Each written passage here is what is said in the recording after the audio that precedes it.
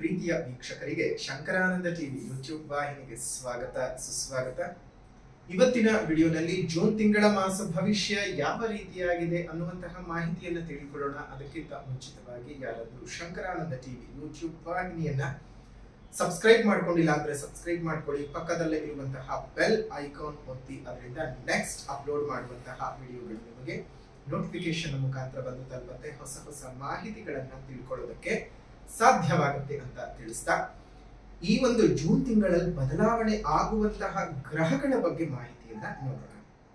ಅದರ ಜೊತೆಗೆ ನಮ್ಮ ರೈತರಿಗೆ ಅನುಕೂಲ ಆಗುವಂತಹ ಮಹೋನ್ನತವಾದಂತಹ ಮಾಹಿತಿಯನ್ನು ಸಹ ಈ ಒಂದು ವಿಡಿಯೋನಲ್ಲಿ ತಿಳ್ಕೊಳ್ಳೋಣ. ಮೊದಲನೇದ ಗ್ರಹ ಬದಲಾವಣೆಗಳು ನೋಡೋಣ. 1ನೇ ತಾರೀಕು 6ನೇ ತಿಂಗಳು 2024 ಕುಜ ಮೇಷ ರಾಶಿಗೆ ಪ್ರವೇಶ ಮಾಡ್ತಾ ಇದ್ದಾನೆ. 12ನೇ ತಾರೀಕು 6ನೇ ತಿಂಗಳು 2024 ಮಿಥುನ ರಾಶಿಗೆ ಶುಕ್ರ ಪ್ರವೇಶ ಮಾಡ್ತಾ ಇದ್ದು, 14ನೇ ತಾರೀಕಿನಂದು ರವಿ ಮತ್ತು ಬುಧ ಗ್ರಹರು ಇಬ್ಬರೂ ಸಹ ತಮ್ಮ ರಾಶಿಯ ಪಲ್ಲಟವನ್ನ ಮಾಡ್ತಾ ಕ್ರಮವಾಗಿ ಇಬ್ಬರೂ ಸಹ ಮಿಥುನ ರಾಶಿಗೆ ಪ್ರವೇಶ ಮಾಡ್ತಾರೆ. ಅದೇ ರೀತಿಯಾಗಿ ಕಟಕ ರಾಶಿಗೆ ಬುಧ 29ನೇ ತಾರೀಕಿನಂದು ಪ್ರವೇಶ ಮಾಡ್ತಾನೆ. ಇದಿಷ್ಟು ಈ ತಿಂಗಳ ಗ್ರಹಗಳ ಸ್ಥಾನ ಪಲ್ಲಟದ ದಿನಾಂಕಗಳು. ಅದರ ಜೊತೆಗೆ ನಮ್ಮ ರೈತಾಪಿ ವರ್ಗದವರಿಗೆ ಮುಂಗಾರು ಮಳೆಯ ದಿನಾಂಕಗಳನ್ನ ನಾವು ತಿಳ್ಕೊಳ್ತಾ ಹೋಗೋಣ. ಯಾವ್ಯಾವ ದಿನಾಂಕಗಳಲ್ಲಿ ಮಳೆ ಬರಬಹುದು ಅಂತ ನೋಡಿ. ಜೂನ್ ನಲ್ಲಿ 1ನೇ ತಾರೀಕಿನಿಂದ 7ನೇ ತಾರೀಕಿನವರೆಗೂ ರೋಹಿಣಿಯ ಮಳೆ ಇರುತ್ತೆ. ಈ ರೋಹಿಣಿಯ ಮಳೆಯು ತುಂಬಾ ಸಾಧಾರಣವಾಗಿರುತ್ತೆ. ಅಂತಹ ಹೇಳಿಕೊಳ್ಳುವಂತಹ ಪ್ರಮಾಣದ ಮಳೆಯು ಜೂನ್ ತಿಂಗಳಲ್ಲಿ ಬರಲ್ಲ. ಅದಾದ ನಂತರದಲ್ಲಿ 7ನೇ ತಾರೀಕಿನಿಂದ 21ನೇ ತಾರೀಕಿನವರೆಗೂ ಮೃಗಶಿರಾ ಮಳೆ ಇರುತ್ತೆ. ಮೃಗಶಿರಾ ನಕ್ಷತ್ರದ ಮಳೆ ಇರುತ್ತೆ. ಆ ಮೃಗಶಿರಾ ನಕ್ಷತ್ರದ ಮಳೆಯೂ ಸಹ ತುಂಬಾ ಸಾಧಾರಣವಾಗಿದ್ದು ಬಹಳ ಅತಿ ಹೆಚ್ಚಿನ ಪ್ರಮಾಣದಲ್ಲೇನು ಬರುವುದಿಲ್ಲ. ಇನ್ನು ಜೂನ್ ತಿಂಗಳಲ್ಲಿ ಯಾವ ಯಾವ ದಿನಾಂಕಗಳಂದು ಮಳೆ ಬರಬಹುದು ಅನ್ನುವಂಥದ್ದು ನೋಡೋಣ. 1, 2, 5, 6, 9, 10, 11, 12, 13, 14, 15, 16, 23, 24, 25, 26, 27, 28, 29 ಈ ದಿನಾಂಕಗಳಂದು ನೀವು ಮಳೆಯನ್ನ ನಿರೀಕ್ಷೆ ಮಾಡಬಹುದು. ನೋಡಿ, ಮುಂಚೆನೆ ನಮ್ಗೆ ಯಾವ್ಯಾವ ದಿನಾಂಕಗಳಲ್ಲಿ ಮಳೆಯನ್ನ ನಾವು ನಿರೀಕ್ಷೆ ಮಾಡಬಹುದು ಅನ್ನೋದನ್ನ ಎಷ್ಟು ಚೆನ್ನಾಗಿ ನಮ್ಮ ಪೂರ್ವಿಕರು ಯಾವುದೇ ರೀತಿಯಾದಂತಹ ಇವಾಗಿನ ವೆದರ್ ಫೋರ್ಕಾಸ್ಟಿಂಗ್ ರಿಪೋರ್ಟ್ಸ್ ಗಳನ್ನ ಅವಾಗ್ಲೇನೆ ಒಳ್ಳೆ ರೀತಿಯಲ್ಲಿ ಸಿದ್ಧ ಮಾಡಿ ಇಟ್ಕೊಂಡಿದ್ರು. ಒಂದು ಪಂಚಾಂಗದ ಲೆಕ್ಕಾಚಾರದಲ್ಲಿ ಇದ್ರೆ ಅವರ ಬುದ್ಧಿವಂತಿಕೆಯನ್ನ ನಾವು ಗ್ರಹಿಸಿಕೊಳ್ಳಲೇಬೇಕಲ್ವಾ. ಈ ರೀತಿಯಾಗಿರ್ತಕ್ಕಂತಹ ವಿಶೇಷವಾದಂತಹ ಮಾಹಿತಿಯು ನಮ್ಮ ರೈತಾಪಿ ವರ್ಗದವರಿಗೆ ಅನುಕೂಲವಾಗುತ್ತೆ. ಅವರ ಉಳುಮೆಗಾಗಿರಬಹುದು, ಗೊಬ್ಬರ ಚೆಲ್ಕೊಳ್ಳೋದಕ್ಕಾಗಬಹುದು, ನಾಟಿ ಕೆಲಸಗಳಿಗಾಗಬಹುದು, ಇವೆಲ್ಲದಕ್ಕೂ ಸಹ ತುಂಬಾ ಅನುಕೂಲತೆಗಳು ಉಂಟಾಗುತ್ತೆ. ಈ ದಿನಾಂಕಗಳಲ್ಲಿ ಮಳೆ ಬಂದ ಸಂದರ್ಭದಲ್ಲಿ ನಿಮ್ಮ ಕೃಷಿ ಚಟುವಟಿಕೆಗಳನ್ನ ನೀವು ಮುಂದುವರಿಸ್ತಾ ಹೋಗಿ. ನಿಮ್ಮೆಲ್ಲರಿಗೂ ಸಹ ಶುಭವಾಗಲಿ. ಅದೇ ರೀತಿಯಾಗಿ ಈ ಒಂದು ಗ್ರಹಗಳ ಬದಲಾವಣೆ ಸ್ಥಿತಿಯಿಂದಾಗಿ ಮೀನರಾಶಿಯವರಿಗೆ ಈ ಒಂದು ತಿಂಗಳಲ್ಲಿ ಅಂದ್ಕೊಂಡಂತಹ ಕೆಲಸ ಕಾರ್ಯಗಳಲ್ಲಿ ಅಪಾರವಾದ ಯಶಸ್ಸನ್ನು ಪಡ್ಕೊಳ್ತೀರಿ. ಧನದ ಲಾಭವು ಯಥೇಚ್ಛವಾಗಿ ಉಂಟಾಗುತ್ತದೆ. ಆರ್ಥಿಕವಾಗಿ ಬಹಳ ಸಫಲರಾಗ್ತೀರಿ.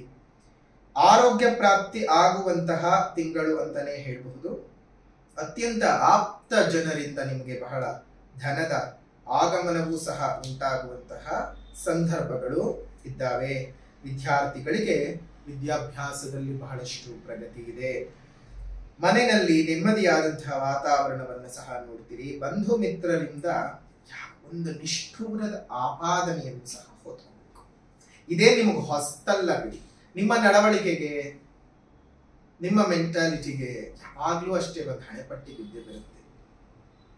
ನೀವು ಎಷ್ಟು ಸೇವೆ ಮಾಡಿರ್ತೀರಿ, ಎಷ್ಟು ಸಹಕರಿಸಿರ್ತೀರಿ, ಅವರ ಜೀವನಕ್ಕೆ ನೀವು ಯಾವ ರೀತಿಯಾಗಿರ್ತಕ್ಕಂತಹ ಒಳಿತಿನ ಮಾರ್ಗಗಳನ್ನ ಮಾಡಿಕೊಟ್ಟಿರ್ತೀರಿ ಅನ್ನೋದನ್ನ ಅವರು ಖಂಡಿತ ಮರೆತು ಹೋಗ್ತಾರೆ. ಆದ್ರೆ ನೀವು ಕೋಪದಲ್ಲಿ ಆಡ್ತಕ್ಕಂಥ ಮಾತು, ಕೋಪದಲ್ಲಿ ನಡ್ಕೊಳ್ತಕ್ಕಂಥ ರೀತಿನೋ, ಅದು ಒಂದು ರೀತಿಯಲ್ಲಿ ನಿಮ್ಮನ್ನ ದುರಹಂಕಾರಿಗಳು, ಕೊಬ್ಬು, ಇವರಷ್ಟು ಆಟಿಟ್ಯೂಡ್ ಇನ್ಯಾರಿಗೂ ಇಲ್ಲ ಅನ್ನುವಂತಹ ಒಂದು ಪಟ್ಟವನ್ನು ಸಹ ನಿಮಗೆ ತಂದು ಕೊಟ್ಟು ಹೋಗ್ತಾರೆ. ಆದ್ರೆ ನೀವೇ ಅಂತಹ ಜನಗಳಿಗೆ ಸಹಕಾರ ಮಾಡ್ಕೊಂಡು ಕೂತ್ಕೊಂಡು ಕೊನೆಗೆ ಅಯ್ಯೋ ನನ್ನ ಬದುಕು ಹೀಗಾಯ್ತು,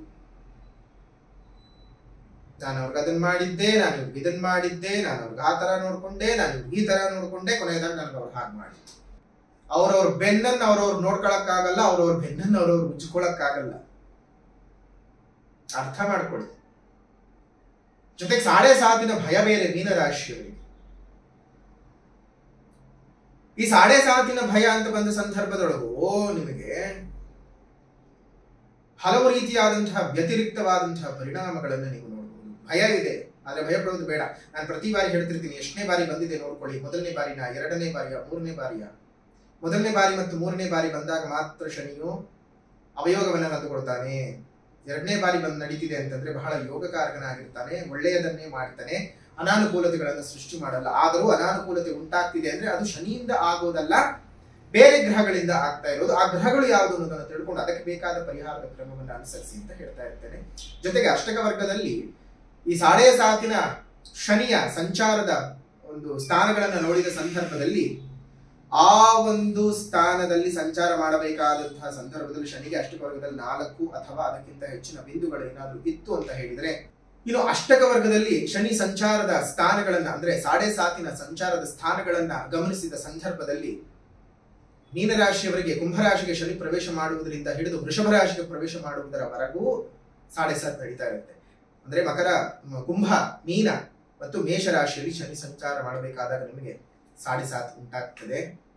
ಆ ಸಂದರ್ಭದಲ್ಲಿ ಕುಂಭ, ಮೀನ ಮತ್ತು ಮೇಷ ಈ ಸಂಚಾರದಲ್ಲಿ ಏನಾದರೂ 4 ಅಥವಾ ಅದಕ್ಕಿಂತ ಹೆಚ್ಚಿನ ಬಿಂದುಗಳನ್ನು ಶನಿ ಒಳಗೊಂಡಿದ್ರೆ ಅದು ಖಂಡಿತ ಅವಯೋಗ ಅಲ್ಲ. ಹಾಗಾಗಿ ಮೊದಲು ಜನ್ಮ ಜಾತಕವನ್ನ ತಿಳ್ಕೊಳ್ಳುವಂತಹದ್ದು, ಅದನ್ನ ಅವಲೋಕನ ಮಾಡಿಸ್ಕೊಳ್ಳುವಂತ ಕೆಲಸ ಮಾಡಿ ಆನಂತರ ಭಯಪಡಿ. ಅದಕ್ಕೆ ಮುಂಚೆಯೇ ಭಯಪಡೋದು ಬೇಡ. ಶನಿ ಏನ್ ಯಾವಾಗ್ಲೂ ಕತ್ತಿ, ಚಾಕು, ಚೂರಿಯನ್ನ ಹಿಡ್ಕೊಂಡು ಕೆಡಕನ್ನೇ ಮಾಡ್ತೀನಿ ಅಂತ ಏನು ಹೇಳ್ಕೊಂಡು ಕೂತ್ಕೊಳ್ಳೋದಿಲ್ಲ ಅಲ್ವಾ? ಅಂತಹ ವಿಶೇಷವಾದಂತಹ ಸಂದರ್ಭಗಳಲ್ಲಿ ನಿಮ್ಮ ಬದುಕನ್ನ ಎಲ್ಲ ರೀತಿಯಲ್ಲಿಯೂ ಒಳ್ಳೆ ರೀತಿಯಲ್ಲಿ ನಿಮ್ಮ ಜೀವನವನ್ನ ಮುಂದುವರಿಸಿಕೊಳ್ತಾ ಹೋಗಿ. ಎಲ್ಲ ಅಭಿವೃದ್ಧಿಯು ಉಂಟಾಗಲಿ, ನಿಮ್ಮ ಬದುಕಿನಲ್ಲಿ ಸಕಲ ಸನ್ಮಂಗಳವೂ ಸಹ ಉಂಟಾಗಲಿ. ವಿದ್ಯಾರ್ಥಿಗಳಿಗೆ ಶುಭದ ವಾತಾವರಣವಿದೆ.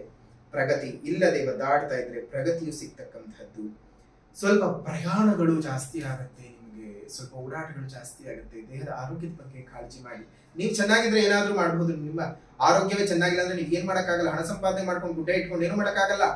ಬ್ಯಾಂಕ್ ಬ್ಯಾಲೆನ್ಸ್ ಜಾಸ್ತಿ ಆಗುತ್ತೆ, ತಿಜೋರಿನಲ್ಲಿ ಹಣದ ಕಂತೆಗಳು ಜಾಸ್ತಿ ಆಗ್ತವೆ. ನಿಮಗೆ ಆರೋಗ್ಯ ಇಲ್ಲ ಅಂದ್ರೆ ಏನು ಪ್ರಯೋಜನ? ನಾಯಿ ಮಲೆನಲ್ಲಿ ಹಾಲಿದ್ದ ಹಾಗೆ. ಈ ಕಡೆ ಕರಿಯೋದಕ್ಕೆ ಹಾಕಲ್ಲ, ಕಾಫಿ ಆಗಲ್ಲ, ಹೆಪ್ಪಾಕಿದ್ರೆ ಮೊಸರಾಗಲ್ಲ, ಕುಡಿಯೋಕಂತೂ ಮೊದಲೇ ಯೋಗ್ಯ ಅಲ್ಲ. ಇಂಥ ಸಂದರ್ಭದಲ್ಲಿ ಆ ರೀತಿಯಾಗಿ ಮಾಡ್ಕೊಳಕ್ ಹೋಗ್ಬೇಡಿ. ಇದ್ದಷ್ಟು ಕೊಡಿ, ನಿಮಗೆ ಎಷ್ಟು ಬೇಕೋ ಅಷ್ಟು ಇಟ್ಕೊಳ್ಳಿ. ಎಲ್ಲಾನು ದಾನ ಮಾಡಿ ಅಂತ ಹೇಳಿ ಬರಲ್ಲ. ನಿಮಗೆ ಎಷ್ಟು ಬೇಕೋ ಸಂಪನ್ಮೂಲದ ಕ್ರೋಢೀಕರಣ ಮಾಡಿಕೊಂಡು ಹೆಚ್ಚಿಗೆ ಇದೆ ಅಂತ ಅನ್ನಿಸಿದ ಸಂದರ್ಭದಲ್ಲಿ ಕೊಡಿ 4 ಜನಕ್ಕೆ, ಸಂಕಷ್ಟದಲ್ಲಿದ್ದಂಥವ್ರಿಗೆ, ಅವ್ರಿಗೂ ಸಹ ಒಳ್ಳೆಯದಾಗಲಿ. ಒಟ್ಟಾರೆಯಾಗಿ ಮೀನ ರಾಶಿಯವರಿಗೆ ಜೂನ್ ತಿಂಗಳ ಮಾಸ ಭವಿಷ್ಯ ಬಹಳ ಶುಭವಾಗಿದೆ. ಇನ್ನಷ್ಟು ಶುಭದ ಫಲಗಳು ಬೇಕಿದ್ರೆ ಪರಿಹಾರದ ಕ್ರಮವನ್ನು ಅನುಸರಿಸಬೇಕು. ಮೊದಲನೇದಾಗಿ ಸಾಮಾಜಿಕ ಪರಿಹಾರ. ಈ ಪ್ರಕೃತಿಯಲ್ಲಿ ಉಳಿದಿದ್ದೇವೆ, ಬದುಕ್ತಾ ಇದ್ದೇವೆ, ಹೋಗೋದ್ರ ಮುಂಚೆ ಏನಾದ್ರೂ ಒಂದಿಷ್ಟು ಪ್ರಕೃತಿಗೆ ಒಂದು ಆದರವನ್ನು ಕೊಟ್ಟು ಹೋಗೋಣ. ಪ್ರಕೃತಿಯಲ್ಲಿರ್ತಕ್ಕಂಥ ಇನ್ನಿತರ ಜೀವಜಂತುಗಳಿಗೂ ಸಹ ಒಂದಿಷ್ಟು ನೆಮ್ಮದಿಯನ್ನು ಕರುಣಿಸಿ ಹೋಗೋಣ. ನಿಮ್ಮ ಮನೆ ಮುಂದೆ ಮತ್ತು ಮೇಲ್ಭಾಗದಲ್ಲಿ ಸಣ್ಣ ಸಣ್ಣ ಕುಂಡಗಳಲ್ಲಿ ನೀರನ್ನು ಇಡ್ತಾ ಬನ್ನಿ. ಅದರ ಜೊತೆಗೆ ನಿಮ್ಮ ಸುತ್ತಮುತ್ತ ಇರತಕ್ಕಂಥ ಉದ್ಯಾನವನಗಳಲ್ಲಿ ಒಂದೊಂದು ಹಣ್ಣಿನ ಗಿಡಗಳನ್ನು ಕೊಟ್ಟು ಪೋಷಣೆಯನ್ನು ಮಾಡಿಸಿ. ಅದರಿಂದ ಎಷ್ಟೋ ನೆಮ್ಮದಿಯ ವಾತಾವರಣ ನಿಮ್ಮ ಬದುಕಿನಲ್ಲಿ ಮೂಡುತ್ತೆ. ದೇವರ ಆಶೀರ್ವಾದವೇ ಸಹ ನಿಮಗೆ. ದೇವರನ್ನು ಮೆಚ್ಚೋ ಕೆಲಸಕ್ಕಿಂತ ದೇವರು ನಿಮ್ಮನ್ನು ಮೆಚ್ಚಿಕೊಳ್ಳುವ ಹಾಗೆ ನಿಮ್ಮ ಬದುಕಿನ ಕ್ರಿಯಾಕರ್ಮಗಳು ಇದ್ರೆ ನೆಮ್ಮದಿ ತಾನೇ ಬರುತ್ತೆ. ಇನ್ನು ಆಧ್ಯಾತ್ಮಿಕವಾದ ಪರಿಹಾರ, ಲಲಿತಾ ಪಂಚರತ್ನ ಸ್ತೋತ್ರದ ಪಠಣವನ್ನು ಮಾಡಿ. ಲಲಿತಾ ಪಂಚರತ್ನ ಸ್ತೋತ್ರದ ಪಠಣವನ್ನು ಮಾಡೋದ್ರಿಂದ ಬಹಳ ಶುಭ ಫಲಗಳು ಉಂಟಾಗುತ್ತೆ. ನೆಮ್ಮದಿಯಾಗಿರಿ, ಎಲ್ಲವೂ ಸಹ ಶುಭದಾಯಕವಾಗಿ ಇರಲಿ, ನಿಮ್ಮ ಬದುಕಿನಲ್ಲಿ ಸೌಖ್ಯದಾಯಕವಾಗಿ ಇರಲಿ. ಈ ವಿಡಿಯೋನ ಇಲ್ಲಿ ಮುಕ್ತಾಯ ಮಾಡೋಣ. ವಿಡಿಯೋ ಇಷ್ಟ ಆಗಿದ್ರೆ ಲೈಕ್ ಮಾಡಿ, ಶೇರ್ ಮಾಡಿ, ಕಮೆಂಟ್ ಮಾಡಿ. ಮತ್ತೆ ಮುಂದಿನ ವಿಡಿಯೋನಲ್ಲಿ ಭೇಟಿ ಮಾಡ್ತೇನೆ. ಅಲ್ಲಿವರೆಗೂ ನಮಸ್ಕಾರ. ಲೋಕಾ ಸಮಸ್ತ ಸುಖಿನೋ ಭವಂತು, ಸಕಲ ಸನ್ಮಂಗಳಾನಿ ಭವಂತು, ಸರ್ವೇ ಜನಾಃ ಸುಖಿನೋ ಭವಂತು, ಸಮಸ್ತ ಸನ್ಮಂಗಳಾನಿ ಭವಂತು.